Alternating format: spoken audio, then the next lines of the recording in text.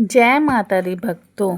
जैसा कि आप लोग जानते हैं कि कार्तिक मास चल रहा है और इस मास में हमें कार्तिक मास महात्म्य से जुड़ी कथाएं भी सुननी चाहिए।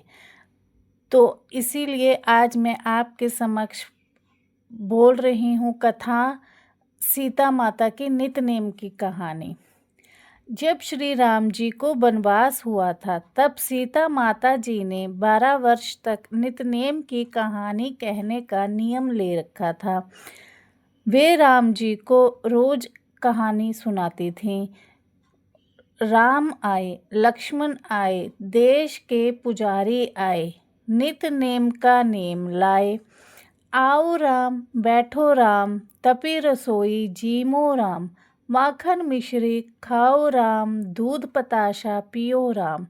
सूत के पलक उठो राम, शाल दुशाला ओढ़ो राम, जब बोलूं तब राम ही राम, राम संवारे सबके काम, खाली घर भंडार भरेंगे, सबका बेड़ा पार करेंगे, जय श्री राम, जय श्री राम, जय श्री राम। यह कहानी सीता माता रोज कहती थी और श्री राम जी इसे सुना करते थे।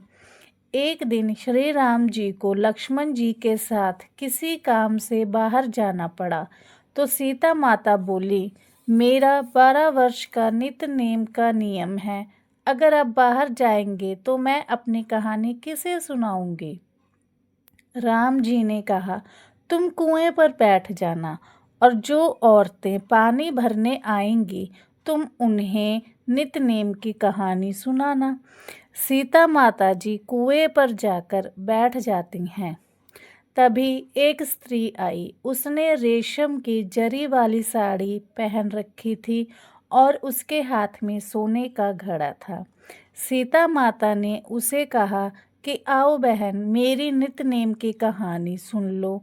वह स्त्री कहने लगी, अगर मैं कहानी सुनने बैठ गई तो घर में पानी भरकर ले जाने में देर हो जाएगी और सास मुझे डांटेगी। तब वह स्त्री कुएं पर जाती है और पानी भरकर अपने घर को जाने लगती है। जैसे जैसे वह अपने घर की ओर जाने लगती है तो उसकी रेशम की जरी वाली साड़ी कटी फटी और पुरानी साड़ी में बदलती जाती है और जो उसके हाथ में सोने का घड़ा था वह घड़ा मिट्टी के घड़े में बदल जाता है। जब वह घर पहुंचती है तो उसकी सास उसे देखकर बोलती है, ये किसका पाप उठा लाई हो, ये क्या हो गया तुम्हारे साथ। वह स्त्री बोलती है, माता जी, मैं तो सीधा कुएं से पानी भरकर ही घर आ रही हूँ, पर वहाँ पर एक औरत बैठी थी जो कह रही थी कि मुझसे कथा सुन लो, पर मैंने नहीं सुनी और पानी भर के घर आ गई और मेरा ये हाल हो गया। तब उसकी सास कहने लगी कि अपने वस्त्र उतार कर मुझे दो। तब उसकी सास ने वही फटी पुरानी साड़ी पहनी और वही मिट्टी का घड़ा उठाया और कुएं की तरफ चल पड़ी।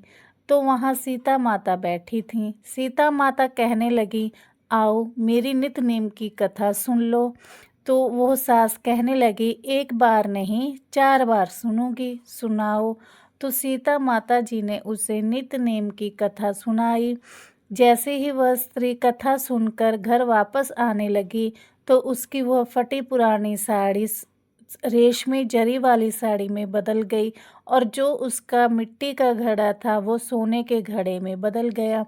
जब वो घर पहुंची तो उसकी बहू उसे देखकर हैरान हुई और बोली, माता जी ये कैसे हुआ। तब सास ने कहा, जो स्त्री कहानी सुना रही थी वो सीता माता हैं, वो तो सबके अन्न धन भंडारे भरती हैं। तुमने कथा ना सुनकर जो पाप उठाया था वह पाप अब मैं कथा सुनकर उतार आई हूँ। तब बहू ने कहा, माता जी कृपा करके मुझे भी यह नित्य नेम की कहानी सुनाएं।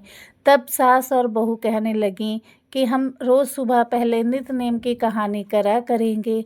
तब से उन्होंने भी नित्य नेम बना लिया और वे सुबह उठकर पहले नित्य नेम की कहानी करा करती और उसके बाद ही कोई अन्य काम शुरू करती। एक दिन पड़ोस की औरत उनके घर आई और उनसे आँच मांगने लगी। तब उसने कहा कि हमने अभी तक आँच नहीं जलाई। तो वो बोली, कि आप तो सुबह 5 बजे ही उठ जाते हो और अभी तक आपने आँच नहीं जलाई।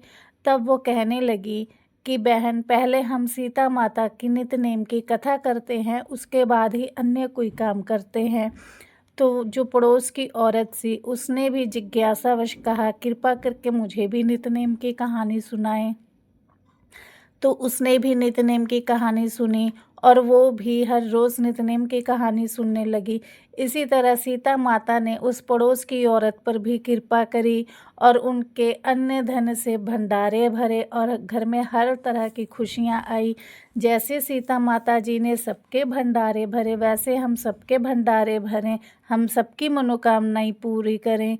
कहते सुनते और हुंकार भरते न सबके काम कारज रास आएँ। जय सीता माता की, जय सीता माता की, जय सीता मैया की।